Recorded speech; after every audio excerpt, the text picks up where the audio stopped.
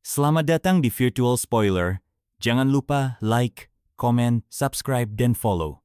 Sebelum videonya dimulai, Mimin mau meminta tolong ke kalian semua untuk bantu channel ini agar bisa monetisasi dengan cara subscribe channel ini dan selalu menonton video terbarunya.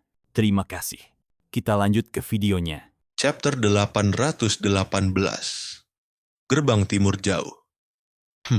Saudara Yuansi tidak bijak melindungi orang ini tanpa alasan. Aku akan menunggu di kota ini. Kuharap saudara Yuansi mempertimbangkan hubungan kita dengan baik, kata Beiming Kang Tian dengan nada berat. Setelah itu, dia melambaikan tangan dan menghilang bersama orang-orangnya. Seiring kepergiannya, suhu di seluruh langit perlahan kembali hangat. Jiang Ruobing berteriak ke arah kepergian mereka, kakak Yun Xiao akan tinggal di kota bulan merah seumur hidup. Kalau kamu punya kemampuan, jangan pergi juga seumur hidup. Awalnya itu hanya luapan emosi, tapi di telinga semua orang, ucapannya terasa berbeda. Suasana pun menjadi aneh. Ruan Zimao begitu marah hingga lukanya terasa makin parah. Dia berkata dengan suara rendah, "Adik Biao, jangan gegabah. Istana Kegelapan selalu punya hubungan baik dengan kota bulan merah. Kita tidak bisa membiarkan orang luar merusak keseimbangan ini." Sekarang Li Yi sudah jatuh, nilai Yun Xiao di matanya ikut hilang. Memikirkan kekuatan Yun Xiao yang tak terduga, niat membunuh muncul di hatinya. Dia berharap Istana Kegelapan segera membawa Yun Xiao pergi dan menyingkirkannya. Jiang Ruobing menatapnya dingin. Tatapan itu membuat hati Ruan Zimao ciut, bahkan tubuhnya terasa dingin. Jangan sebut temanku orang luar. Saat aku diserang Li Yi tadi, hanya kakak Yun Xiao yang menyelamatkanku. Sekarang kamu ingin menyerahkan penolongku? Kalau begitu, serahkan aku juga. Sepupu tidak bisa menggunakan energi aslinya karena terluka oleh ki dingin, kata Ruan Ziling cepat. Kalau tidak, dia pasti akan menyelamatkan sepupu meski harus mempertaruhkan nyawanya. Lagi pula ini kota bulan merah. Tidak ada yang bisa menyakiti sepupu. Yun Xiao hanya kebetulan melihat dan ikut campur. Nalan Zixuan mendengus dingin.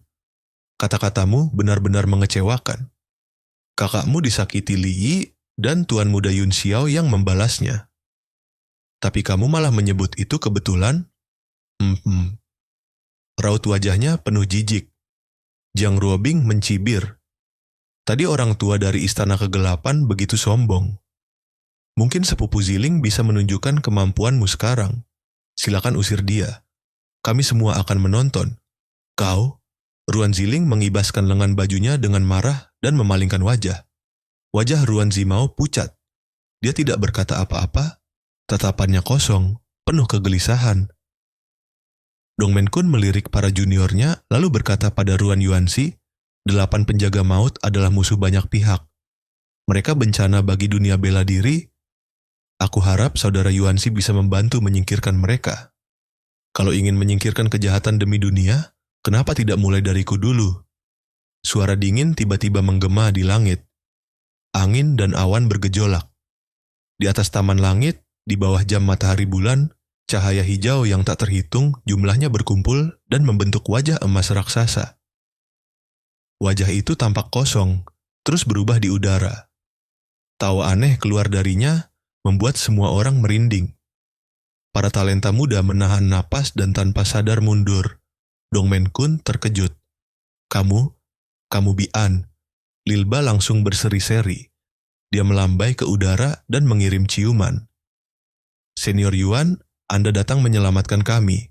Saat mendengar nama itu, tubuh Dongmen Kun gemetar. Wajahnya dipenuhi ketidakpercayaan. Kak, kamu benar-benar kakak ketiga?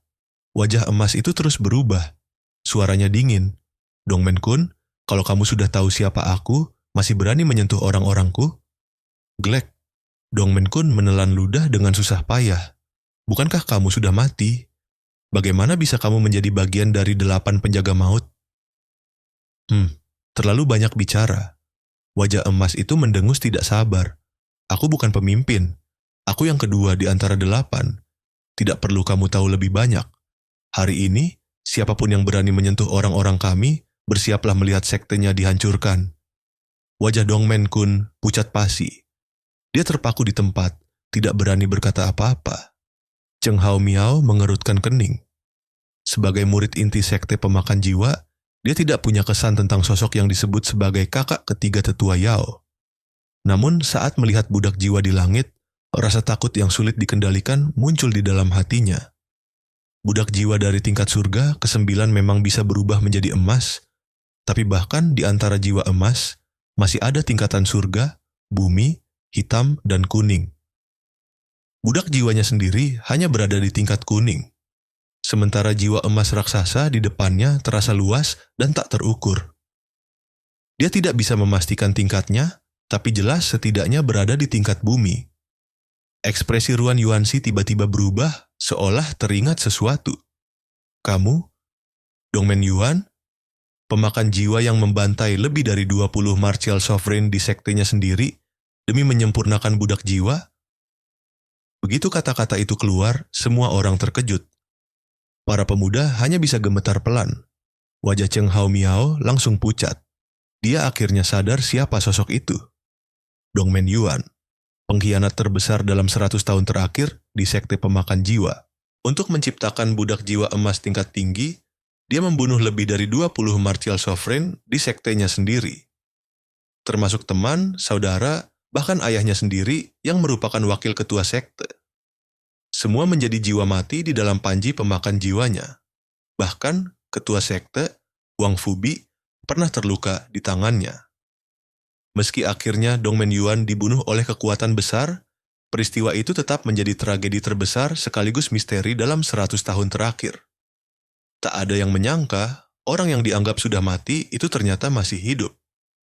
Bahkan kini menjadi peringkat kedua di antara 8 penjaga maut.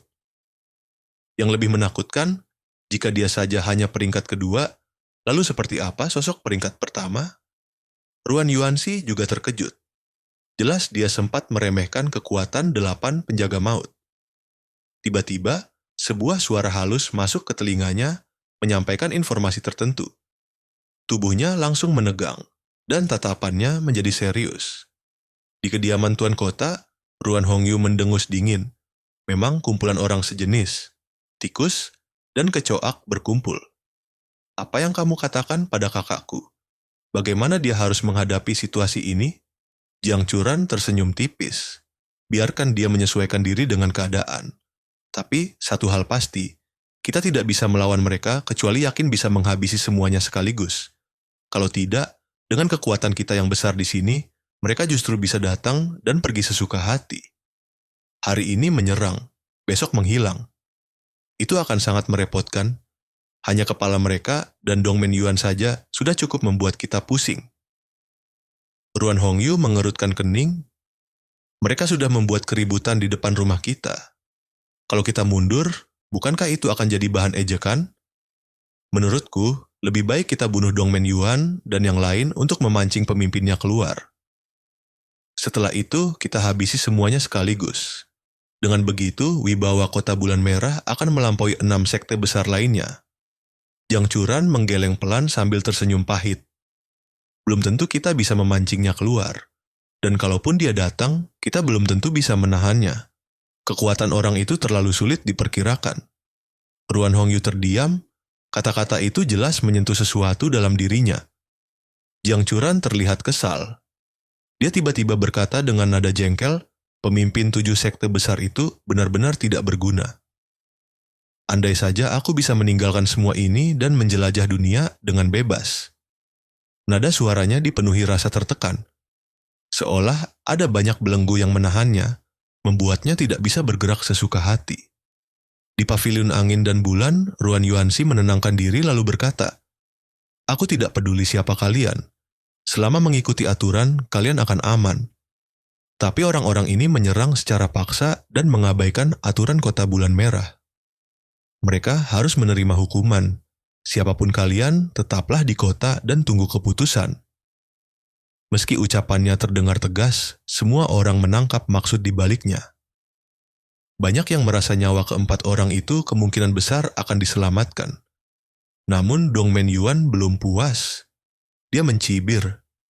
Menghukum? Bukankah yang melanggar aturan justru penguasa kota Yanwu? Dia berani membunuh orang dari istana dewa kematian kami. Apa sekarang siapapun boleh membunuh sesuka hati di pertemuan ini? Mata Ruan Yuanxi sedikit menyipit. Dalam pertarungan, kesalahan bisa saja terjadi. Soal membunuh sesuka hati, Li Yi hanya terluka. Kapan dia mati? Jangan asal menuduh. Tapi orang-orangmu jelas ikut campur secara paksa. Itu disaksikan puluhan ribu orang. Kenapa tidak bangunkan Li Yi dan biarkan mereka bertarung lagi secara adil? Tidak ada yang akan ikut campur. Kalau penguasa kota Yanwu benar-benar membunuh di tempat, kami juga akan menghukumnya. Kau pengecut, bentak Dongmen Yuan. Dia tahu jelas, meskipun Li Yi kuat, dia tetap bukan tandingan Yun Xiao. Kalau dipaksa bertarung lagi, hasilnya tidak akan berubah. Usulan Ruan Yuanxi sama saja mengirim Li Yi ke kematian. Baik, kalau begitu kita bertarung, tapi biarkan Lilba yang maju, kata Dongmen Yuan. Memang ada batas usia dalam pertemuan ini, tapi Lilba tidak jauh lebih tua. Lagi pula, Istana Dewa Kematian punya dendam dengan bocah ini. Kita selesaikan saja dengan pertarungan hidup dan mati. Tuan Yuanxi, jangan dengarkan dia, kata Yun Xiao cepat. Aku tidak kenal mereka. Tidak ada dendam di antara kami. Ruan Yuanxi mengangguk. Dengar sendiri, dia bilang kamu berbohong. Wajah emas di langit meraung marah. Bocah, kamu cari mati. Mungkin kamu tidak punya dendam dengan kami, tapi kami punya denganmu. Kamu tidak perlu tahu alasannya. Kalau menang, kamu hidup. Kalau tidak bertarung atau kalah, kamu mati. Semua orang yang mendengar hanya bisa tercengang.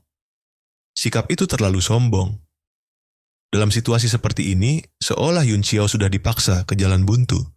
Paman Yuanxi, tidak boleh, seru Jiang Ruobing cemas. Ruan Yuanxi menatap Yun Xiao. Bagaimana keputusanmu? Kalau kamu setuju, aku tidak akan menghalangi. Kalau tidak, aku akan mengusir mereka untukmu. Selama di kota bulan merah, kamu aman. Tapi di luar kota, aku tidak bisa menjamin. Jiang Ruobing berkata cepat. Kakak Yun Xiao, jangan khawatir. Dengan bakatmu, kamu bisa berkultivasi di kota bulan merah. Tempat ini punya ki spiritual paling melimpah di wilayah timur. Dalam beberapa dekade, kamu pasti bisa mencapai puncak. Saat itu, bahkan Kang Tian tidak akan berani menyentuhmu. Ucapan itu membuat banyak orang terdiam. Semua langsung paham maksudnya. Jiang Ruobing jelas ingin menjadikannya pasangan. Dalam kondisi seperti ini, apa gunanya lagi turnamen ini? Bahkan, kalau ada yang menang, belum tentu bisa mendapatkan apapun. Terima kasih sudah mendengarkan Virtual Spoiler. Sampai jumpa di pembahasan berikutnya.